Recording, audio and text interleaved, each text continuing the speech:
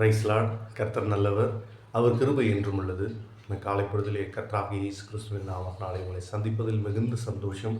கர்த்தருடைய நாமம் மாத்திரம் மகிமைப்படுவதாக. இந்த நாளிலே நாம் தியானிக்க போகிற வசனம் ஆதியாகமம் 3ஆம் அதிகாரம் 1 3 முடிய ஜீவனுள்ள தேவனுடைய வார்த்தைகள். தேவனாகிய கர்த்தர் உண்டாக்கின சகல காட்டு மிருகங்களை பார்க்கிலும் சர்ப்பமானது தந்திரமுள்ளதாயிருந்தது. அது ஸ்திரீயை நோக்கி, நீங்கள் தோட்டத்தில் உள்ள சகல விருட்சங்களின் கனியையும் புசிக்க வேண்டாம் என்று தேவன் சொன்னது உண்டோ என்றது. ஸ்திரீ சர்ப்பத்தை பார்த்து, நாங்கள் தோட்டத்தில் உள்ள விருட்சங்களின் கனிகளை புசிக்கலாம், ஆனாலும் தோட்டத்தின் நடுவில் இருக்கிற விருட்சத்தின் கனியை குறித்து தேவன் நீங்கள் சாகாதபடிக்கு அதை புசிக்கவும் அதை தொடவும் வேண்டாம் என்று சொன்னார் என்றார்.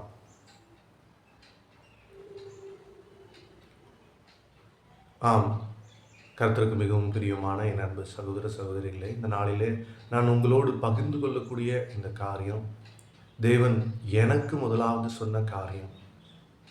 நான் என்னுடைய வாழ்க்கையில்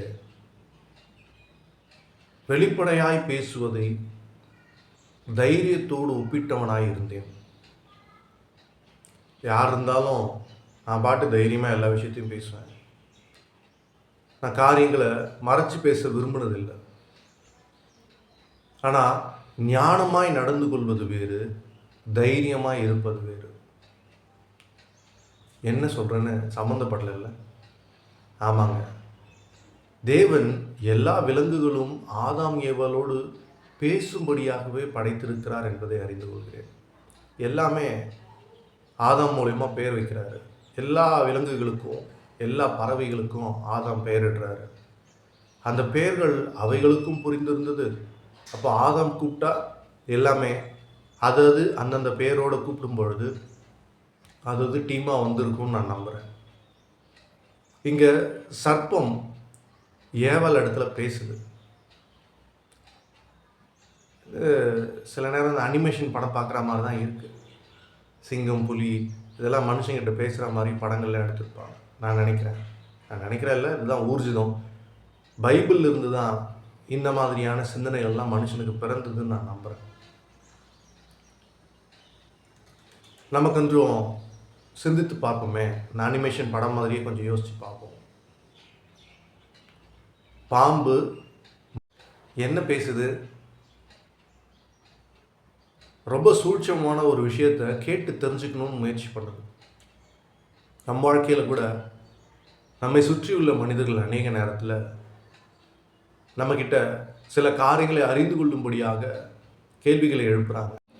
அது தெரியாமல் நாமும் எல்லாத்தையும் ஞானமாக பேசாமல் உளறி கொட்டிடுறோம். நாமும் கூட நம்ம வாழ்க்கையில் நமக்கு பிரியமானவர்கள் நம்மிடத்தில் சொன்ன சில உண்மைகளை பல நேரங்களில் கோபத்திலும் உணர்ச்சி வசத்திலும் மற்றவர்களிடத்தில் பேசிவிடுகிறோம். அல்லது சில மனிதர்கள் நம்மிடத்தில் மிகுந்த நன்மையோடு நடந்து கொள்வார்கள். நம்ம கஷ்டம்லாம் புரிஞ்ச மாதிரியெல்லாம் யோசிப்பாங்க. அந்த மாதிரி மனிதர்கள்கிட்ட நாமே வெளிப்படுத்தி விடுவோம். ஆனால் இங்கே தேவன் மிக அழகாக தெளிவாக சொல்லியிருக்கிறார். அந்த பழத்தை சாப்பிடாதீங்க, அப்புறம் அந்த பழத்தை தொடாதீங்க, ஏன்னா சாகவே சாவீர்கள்னு சொல்லியிருந்தார். ஆனால் இங்கே ஆதாம் ஏவாள் 2 பேரும் அந்த பிசாசினால் பாம்பினால் வஞ்சிக்கப்பட்டு ஆண்டவர் சொன்ன காரியத்தை ரொம்ப சூட்சமமாக அந்த பாம்பு கேட்குது. ஏவாள் அதுக்கு மறுமொழி பேசுகிறார். அதை சொல்ல வேண்டிய அவசியமே இல்லை. ஆனால் அது தந்திரம் உள்ளதாக இருந்ததுனால அழகாக கேட்டு காரியங்களை வாங்கிக்குது. நம்ம கூட நம்ம ஆஃபீஸில் இல்லை நம்ம வேலை செய்கிற இடங்களில் நம்ம உறவுக்காரங்க கிட்ட கணவனுக்கு தெரியாமல் மனைவியும், மனைவிக்கு தெரியாமல் கணவனும் தங்களை பற்றி அல்லது குடும்பத்தை பற்றி அல்லது பிள்ளைகளை பற்றி மற்றவர்களிடத்தில் பேசி விடுகிறோம். விளையாட்டுத்தனமாக பேசுகிறோம்னு நினைக்கிறோம், அல்லது சில நேரம் தைரியமாக பேசணும்னு நினச்சி சொல்லக்கூடாத பல காரியங்களை மற்ற மனிதர்களோடு பகிர்ந்து கொள்கிறோம். இப்போ பாருங்கள், இந்த பாம்பு கிட்ட ஏவாள் சொல்லிட்டாங்க. சொல்லிட்டதுக்கப்புறம் அதை மாற்ற முடியாது அவங்களால. பாம்பு அவங்கள வஞ்சிக்குது, சாப்பிடுங்க ஒன்றும் ஆகாது, நீங்கள் தேவரில் போல ஆவீங்கன்னு சொல்லி. தேவரில் போல ஆவீங்கன்னு ஒரு பக்கம் நன்மையை மட்டும்தான் பிசாசு வெளிப்படுத்துச்சே தவிர சாகவே சாவீர்கள்ன்றத அவன் மறைச்சிட்டான். நீங்கள் நிர்வாணமாக இருக்கிறது உங்களுக்கு தெரிய வரும் அப்படின்றத மறைச்சிட்டான். இப்படி தான் நம்மளை சுற்றி உள்ள மனிதர்களும். அப்போது அப்பா நமக்கு கொடுத்த கட்டளைகளை நாம் கீழ்ப்படிந்து அதை ஃபாலோ பண்ணும்போது தான் அவருக்கான பிள்ளைகளாக நம்ம வாழ முடியும். ஆமாங்க, என்னுடைய வாழ்க்கையில் நான் தைரியமாக பேசுகிறேன்னு சொல்லி பல நேரம் பல ரகசியங்களை அல்லது பல உண்மைகளை நான் ஞானம் இல்லாமல் வெளிப்படுத்தியிருந்தேன் என்பதை உணர்கிறேன். என்னோடு கூட கர்த்தர் பேசின காரியங்களை தான் உங்களோடு பகிர்ந்து கொள்கிறேன். நான் செஞ்ச தப்பை நீங்களும் செஞ்சிடாதீங்க. ஞானமாய் கர்த்தரிடத்தில் அனுமதி கேட்டு பேசுங்க. ஒருவேளை ஏவாள் அப்படியா பிசாசு நீ எப்படியா சொல்கிற, பாம்பு நீ இப்படியா சொல்கிற, இரு நான் ஒரு நிமிஷம் அப்பாட்ட கேட்டுக்கிறேன்னு சொல்லியிருந்தா அவங்க அந்த காரியங்களை நடப்பித்திருக்க மாட்டார்கள். அந்த பழத்துக்கிட்டே போயிருக்க மாட்டாங்க. அவர் தொடாதன்னு சொல்லியிருந்தார். புசிக்காதன்னு மட்டும் இல்லை, தொடாதன்னு சொல்லியிருந்தார். தொடாதன்னா என்ன? பார்க்காத, முதல்ல பார்த்தினா தான் தொடர்றதுக்கு தோணும், தொட்டினா தான் சாப்பிடணும்னு தோணும். அடுத்தடுத்த வசனங்களில் நீங்கள் பார்க்கலாம். 6வது வசனம், அப்பொழுது ஸ்திரீயானவள் அந்த விருட்சம் புசிப்புக்கு நல்லதும் பார்வைக்கு இன்பமும் புத்தியை தெளிவிக்கிறதற்கு இச்சிக்கப்படத்தக்க விருட்சமாக இருக்கிறது என்று கண்டு அதன் கனியை பறித்து புசித்து தன் புருஷனுக்கும் கொடுத்தாள், அவனும் புசித்தான். பாருங்கள், சாதாரணமாக உள்ளுக்குள்ளே ஒரு செகண்டில் அப்பா இவ்வளோத்தையும் கொடுத்து அப்பாவை மறந்து சாப்பிட்டு பார்த்துருவோன்ற எண்ணம் பிசாசு சொன்னதுனால மாத்திரம் இல்லை, அது பார்வைக்கு நல்லதாக தெரிஞ்சது, இச்சிக்கப்படத்தக்கதாக இருந்தது. இப்படி தாங்க இன்றைக்கி ஸ்கூல் குழந்தைங்கள்லேருந்து பெரியவங்க வரைக்கும் போதைக்கு அடிமையாக எப்படி வந்ததுன்னே தெரியாது. ஃப்ரீயாக தான் கிடைக்கும், அட்வைஸ்லாம் ஃப்ரீயாக கிடைக்கும். மறைக்க வேண்டிய ஞானமாய் பேச வேண்டிய இடங்களில் நாம் தைரியமாக பேசுகிறோன்னு சொல்லி தேவையற்ற காரியங்களை வெளிப்படையாய் பேசி அது ஒருத்தர்கிட்ட மாட்டிக்கிட்டு அவங்க அதை தங்களுக்கு சாதகமாக பயன்படுத்திட்டு போயிடுறாங்க. இதனால தாங்க பெற்றோர்களுக்கு பிள்ளைகள் மதிக்கிறதில்லை, கணவனுக்கு மனைவி மதிக்கிறதில்லை, மனைவிக்கு கணவன் மதிக்கிறதில்லை.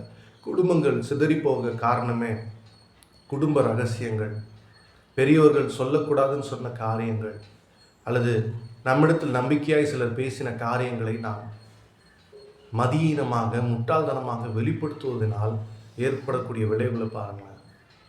இந்த வார்த்தையை ஏவாள் விட்டுட்டாங்க. ஆண்டவர் சொன்ன காரியங்களை பிசாசுக்கு வெளிப்படுத்தினாங்க. பிசாசு நயவஞ்சகமாக காரியங்களை சாதிச்சுட்டு போயிட்டான்.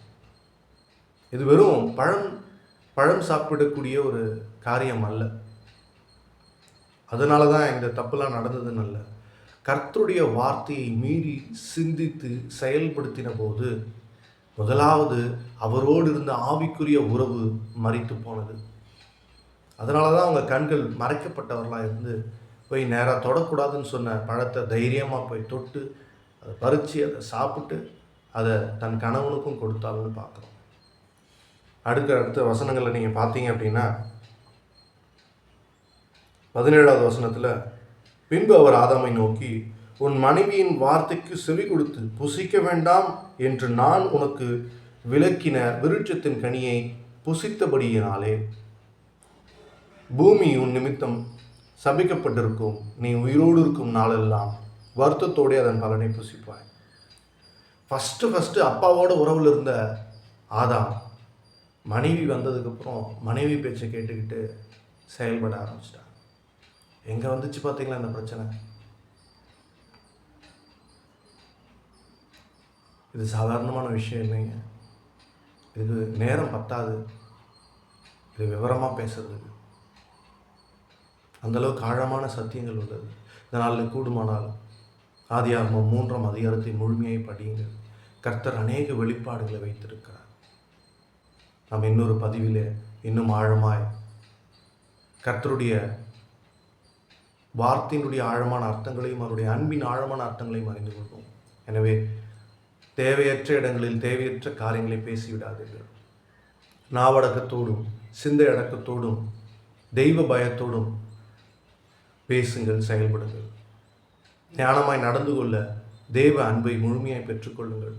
எதை பேசினாலும் அது கர்த்தருக்கு பிரியமா என்று யோசித்து நீங்கள் பேசும் பொழுது, எதை பேசினாலும் கர்த்தருடைய வார்த்தைக்கு இது உகந்ததா, கர்த்தருடைய வார்த்தைக்கு இது முரணானதா என்பதை யோசித்து பேசுங்கள். அப்பொழுது உங்கள் வாழ்க்கையில் தேவையற்ற கசப்பான அனுபவங்களும் தேவையற்ற போராட்டங்களும் உங்கள் வாழ்க்கையில் ஈடுபடவே முடியாது. பிசாசு உங்கள் வாழ்க்கையை எதுவும் செய்யவே முடியாது. கர்த்தருடைய வார்த்தைக்கு கீழ்ப்படிவோம். நான் அறிந்து கொண்ட சத்தியங்களை, என் வாழ்க்கையில் நான் கடைபிடிக்க வேண்டிய சத்தியங்களை இந்த நாளில் கர்த்தரிடத்திலிருந்து கற்றுக்கொண்டேன். அதை உங்களிடத்தில் பகிர்ந்து கொண்டேன். கர்த்தருடைய நாமம் மாத்திரம் மகிமைப்படுவதாக. நாவடக்கத்தோடு நடந்து கொள்வோம், ஞானமாய் பேசுவோம், கர்த்தருடைய அனுமதி பெற்று பேசுவோம், கர்த்தருக்கு சித்தமானதையே பேசுவோம். எல்லா நேரங்களிலும் கர்த்தரை துதித்து கொண்டே இருக்கும் பொழுது நாம் பாவத்தை வெற்றியாய் ஜெயமாய் மிதித்து நடக்க முடியும். இயேசு கிறிஸ்துவின் நாமத்தினாலே. ஆமென். God bless you. Have a good day.